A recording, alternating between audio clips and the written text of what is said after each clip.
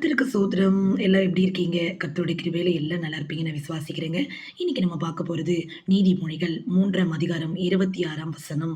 "கர்த்தர் உன் நம்பிக்கையாய் இருந்து, உன் கால் சிக்கிக் கொள்ளாதபடி உன்னை காப்பார்." ஆம் பிரியமானவர்களே, கர்த்தர் நம்ம நம்பிக்கையா இருக்கும்போது, நம்ம கால் எங்கேயும் சிக்கிக் கொள்ளாம நம்மள பாதுகாப்பார். கால் சிக்கிக் கொள்ளாம அப்படின்னா என்னங்க? நம்மள எந்த ஒரு தவறான பாதையிலும் நம்மள கொண்டு போகாம, சரியான பாதையில நம்மள கொண்டு போக நம் தேவன் வல்லவரா இருக்கிறாங்க. நம்ம அவர் மேல நம்பிக்கையா இருக்கும்போது, கர்த்தர் மேல நாம நம்பிக்கையா இருந்தோம்னா, நிச்சயமா நம்ம கால் சிக்கிக் கொள்ளாதபடி நம்மளை காக்கிற தேவனா இருக்கிறார். 4ஆம் அதிகாரம் 26ஆம் வசனம் சொல்லுது, "உன் கால் நடையை சீர்தூக்கிப் பார், உன் வழிகள் எல்லாம் நிலைவரப்பட்டிருப்பதாக." ஆம் பிரியமானவர்களே, நம்ம கால் எங்க போது, எங்க வருது, எல்லாமே நம்ம அ ரொம்ப ரொம்ப கவனமா இருக்கணுங்க. ஏன்னா இந்த உலகம் ஒரு சரியான பாதையில போகல. நெறைய தவறான பாதைகள் இருக்கு, தவறான வழிகள் இருக்கு. நம்ம காத்துக்கொள்ளணும்னா, கர்த்தர் மேல நம்ம நம்பிக்கையா இருக்கணும். அது மட்டும் இல்ல, நம்ம நடைய நம்ம சீர்தூக்கி பார்க்கிறவங்களா இருக்கணும். அப்ப நம்முடைய வழிகள்ல நம்ம நிலைத்திருக்க முடியும். கீழ சொல்லுகிறது 27ஆம் வசனம். "நீ வலது புறமாவது, இடது புறமாவது சாயாதே, உன் காலை தீமைக்கு விலக்குவாயாக." ஆம் பிரியமானவர்களே, நெறைய பேர் இங்க போறதா, அங்க போறதா, நம்ம நெறைய சூழ்நிலைகள யோசிக்கிறோம். கர்த்தர் நம்மள பார்த்து சொல்றது, "கர்த்தர் உனக்கு காட்டுற வழியில நீ போ." எப்படி ஆபிரகாமுக்கு கர்த்தர் சொன்னாரோ, "நான் காண்பிக்கும் தேசத்துக்கு போன்னு" சொன்னார்ல. அந்த வழியை நோக்கி அவர் போனது நிமித்தம் அவருடைய சந்ததிகள் ஆசீர்வதிக்கப்பட்டது.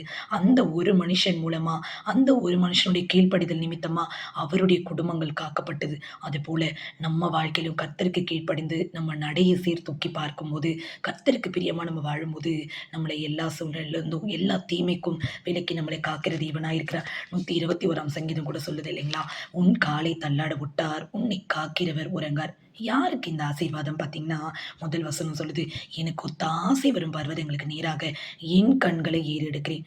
அப்போ யாரெல்லாம் முதல்ல கர்த்தருக்கு முக்கியத்துவம் குடுத்து அவர நோக்கி பார்க்குறாங்களோ, அவங்களுடைய வாழ்க்கையிலலாம் அவங்க எந்த சூழ்நிலையிலயும் தள்ளாட கர்த்தர் விட மாட்டார். அவங்கள எல்லா சூழ்நிலைகளையும் தாங்கி அவங்கள பிடித்துக் கொள்வார். சங்கீதக்காரர் தாவீத போல நிச்சயமாங்க யாராலயும் உணர்ந்து இவ்ளோ ரசனையா எழுதவே முடியாதுங்க. வேதத்துல எத்தனையோ புஸ்தகங்கள் இருக்குல்ல. நம்ம எல்லாருக்குமே தெரியும். நம்ம எவ்ளோ புஸ்தகத்துல படிக்கிறோம். நெறைய விஷயங்கள் நமக்கு முரண்பட ஆனா சங்கீதத்துல எந்த ஒரு டவுட்ஸுமே வராதுங்க. ஏன்னா அவ்ளோ கிளியரா, அவ்ளோ ரசிச்சு, அவ்ளோ வாழ்க்கைய அனுபவிச்சு, கர்த்தருக்கு அதிகமா முக்கியத்துவத்த குடுத்து தாவீது ராஜா எழுதியிருப்பார். ஒரு ராஜாவா இருந்த போதிலும், இவ்ளோ நேரம் அவருக்கு இருந்ததான்றதே ரொம்ப ஆச்சரியம் தான். அவ்ளோ நேரத்த கர்த்தருக்காக கொடுத்து தேடுறதுலயும் சரி, அவருடைய வேதத்த தியானிக்கிறதுலயும் சரி, எல்லாவற்றிலயும் இந்த தாவீது ராஜா ரொம்ப உண்மையா இருந்தாருங்க. 94ஆம் சங்கீதத்தில சொல்லப்படுகிறது 17ஆம் வசனம். "கர்த்தர் எனக்கு துணையாய் இராவிட்டால், என் ஆத்துமா சீக்கிரமாய் மவுனத்தில் வாசம் பண்ணியிருக்கும். என் கால் சறுக்குகிறது என்று சொல்லும்போது, அவருடைய கிருபை என்னை தாங்குகிறது." ஆமாங்க. நம்ம கால் சறுக்குதுன்னு சொல்லும்போதே, அவர் கிருபையால நம்மள தாங்கிக் கொள்கிறார். ஆமாங்க. இது எவ்ளோ ஒரு உண்மையான வார்த்தைலங்க. எவ்ளோ சூழ்நிலைகள நம்ம இடறி போகாதபடிக்கு, தவறான பாதைகளுக்கு போகாதபடி, நம்முடைய கால விலக்கி நம்மள பாதுகாக்கிறார். அது மட்டும் இல்லங்க. சங்கீதம் 1ஆம் அதிகாரம் 1ஆம் வசனம் என்ன சொல்லுதுங்க? "துன்மார்க்கருடைய ஆலோசனையில இந்த கால் நடக்கக்கூடாது. பாவிகளோட வழியில போய் இந்த கால் நிக்கக்கூடாது.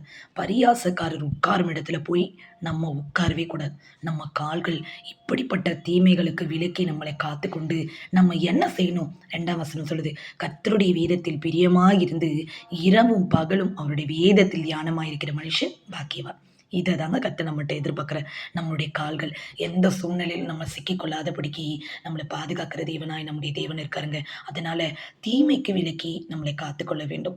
நம்ம வலதுபுறமோ, இடதுபுறமோ சாயாதபடிக்கு கர்த்தர் நமக்கு காட்டுகிற வழியில நம்ம நடக்க வேண்டும். அததாங்க கர்த்தர் நம்மட்ட எதிர்பார்க்கிறார். நம்ம கால எவ்ளோ தீமைக்கு நம்மள விலக்கிக்கு அப்புறம் முதல் வசனம் படிச்சோல்லங்க. "கர்த்தர் உன் நம்பிக்கையா இருந்து, உன் கால் சிக்கிக் கொள்ளாதபடி உன்னை காப்பார்." எல்லா சூழ்நிலையிலும் ஒரு தாய், தகப்பன் தன் பிள்ளைங்க தவறான பாதைகளுக்கு போக்கூடாதுன்னு சொல்லி அந்த சின்ன வயசுலயே அந்த பிள்ளைங்கள எவ்ளோ ஒரு கட்டுப்பாடோட நம்ம வளர்க்குறோம் இல்லையா? அதை பார்க்கிலும் நம்ம மேல ரொம்ப கவனமா இருக்கார். நம்ம மேல கண்ணோக்கமா இருக்கிற தேவன் நம்ம கால் எந்த இடத்துலயும் போயிடாதபடிக்கு, தவறான பாதைகளுக்கு போயிடாதபடிக்கு நம்மள காக்கிற தேவனா இருக்கிறார். அதனால இத கேட்கிற உங்க வாழ்க்கையில ஒருவேள நீங்க தவறான பாதைகள்ல இருக்கலாம். ஒருவேள தவறான காரியங்கள்ல இருந்து இன்னும் நீங்க வெளிப்பட முடியாம இருக்கலாம். கர்த்தரை நோக்கி நீங்க பாருங்க. ஆண்டவரே இந்த பாவத்தை விட்டு நான் விலக எனக்கு உதவி செய்யுங்க. என் கால் தவறான பாதைகள்ல போய் சிக்கிக் கொள்ளாதபடிக்கு என்னை காத்துக்கொள்ளுங்க ஏசப்பான்னு நீங்க கேட்டீங்கன்னா, நிச்சயமா கர்த்தர் உங்கள எல்லா சூழ்நிலையிலிருந்தும் விலக்கி உங்கள காப்பார். அந்த 121ஆம் சங்கீதத்த நீங்க அதிகமா படிங்க. கிளம்பி எங்க போனாலும் நீங்க வெளியில கிளம்பும்போது அந்த சங்கீதத்த படிச்சுட்டு போங்கங்க. உங்க கால் எந்த ஒரு தீமைக்கும் போகாதபடிக்கு கர்த்தர் பாதுகாப்பார். நம்மள எல்லா தீங்குக்கும் விலக்கி காப்பார். நம்ம ஆத்துமாவ காப்பார். நம்ம போக்கையும் வரத்தையும் காப்பார். அந்த சங்கீதம் முழுவதுமே ஒரு பாதுகாப்பின் சங்கீதங்க. இரவுல தூங்கும்போது 91ஆம் சங்கீதத்த படிச்சுட்டு படுங்க. நிச்சயமா நல்ல ஒரு தூக்கத்த நீங்க தூங்குவீங்க. அதில கூட நம்ம கால் அதாவது நம்முடைய பாதம் கல்லில் இடராதபடிக்கு அவங்க தங்கள் கைகள் யாரு? தேவ தூதர்கள் நம்மள அவங்க கரங்கள்ல ஏந்தி கொண்டு போவாங்களாம். அப்போ யாருக்கு இந்த ஆசீர்வாதம் கிடைக்கும்னு பார்த்தீங்கன்னா, முதல் வசனம் உன்னதமானவரின் மறைவில் இருக்கிறவன். நம்மலாம் உன்னதமானவருடைய மறைவில் இருக்கிறோம். அதனால எந்த தீங்கும் நம்மள அணுகாதபடிக்கு கர்த்தர் நிச்சயமா நம்மை பாதுகாப்பார். இந்த வார்த்தை உங்களுக்கு பிரயோஜனமா இருக்கும்னு நான் விசுவாசிக்கிறேங்க. கர்த்தர் உங்களையும் உங்க குடும்பத்தையும் ஆசீர்வதிப்பாராக. God bless you.